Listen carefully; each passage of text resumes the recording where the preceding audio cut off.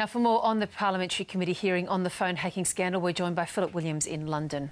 Phil, quite a dramatic day. Apologies there from the committee chairman, but also no shortage of apologies from the Murdochs. Absolutely. Abject apologies, in fact, saying that they were sickened about what had happened. They related particularly to the Millie Dowler case and said that they were very, very sorry for what had happened to them, and they recognised that that was really a turning point of public opinion against them. But on the other hand, they said, look, we have done nothing wrong. We knew nothing about the hacking. We have acted with propriety and tried to get everything back on track as soon as possible. But that didn't wash with everyone in the committee, and at one stage Rupert Murdoch was asked, well, what about you? Have you thought about resigning? Here's what he said. Mr Murdoch, have you considered resigning? No. Why not?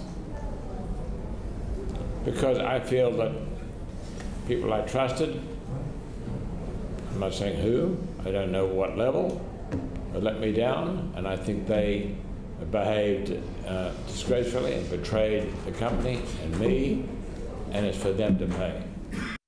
Rupert Murdoch there, and the media mogul Phil also said on several occasions that he was quite shocked at the extent of the phone hacking scandal, and he felt actually betrayed by people he said he trusted to run his company.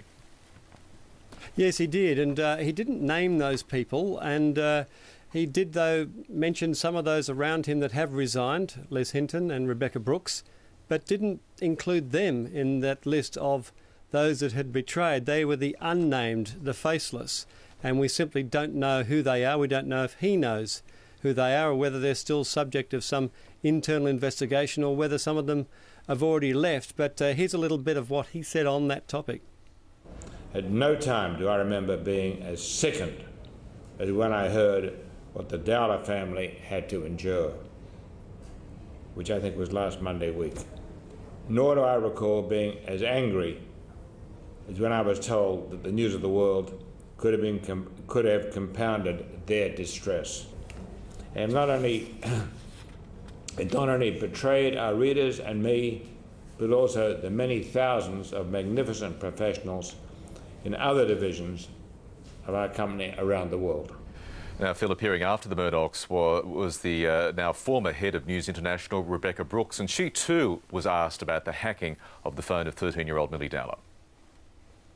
Yes, as I say, this has been the central focus because they recognise that this really was the turning point. This is where the nation turned on them. This is when it crossed over from being just celebrities, politicians. They were fair game.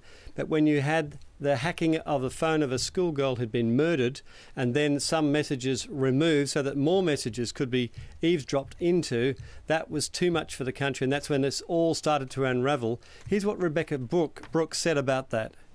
We saw the story at the same time that you all saw the story. My instant reaction, like everybody else, was one of shock and disgust.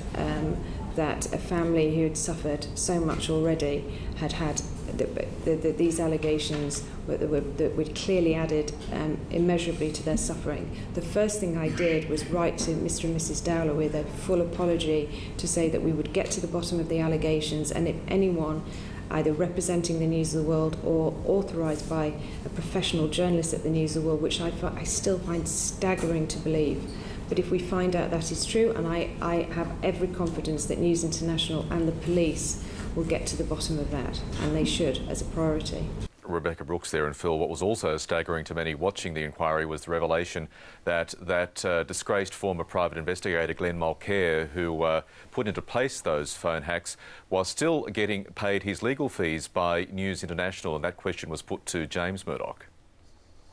Yes, this is perhaps the most stunning actual revelation out of it all. We expected the denials, but this bit of information no one saw coming.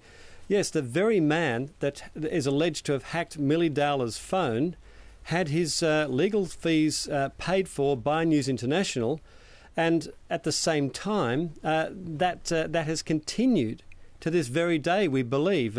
That's been speculated, and that James Murdoch said he'll look into that. It's quite possible that right up until now, 4 years later, he's still having his legal fees paid. Mr. Murdoch said, Rupert Murdoch said that he would look into that. He didn't like it, but there may be some contractual arrangements there. And here's what James Murdoch said about that issue. I don't know the details of the civil actions, but I do know that certain legal fees were paid for Mr. Mulcair by the company, and I was as surprised and shocked to learn that as you are.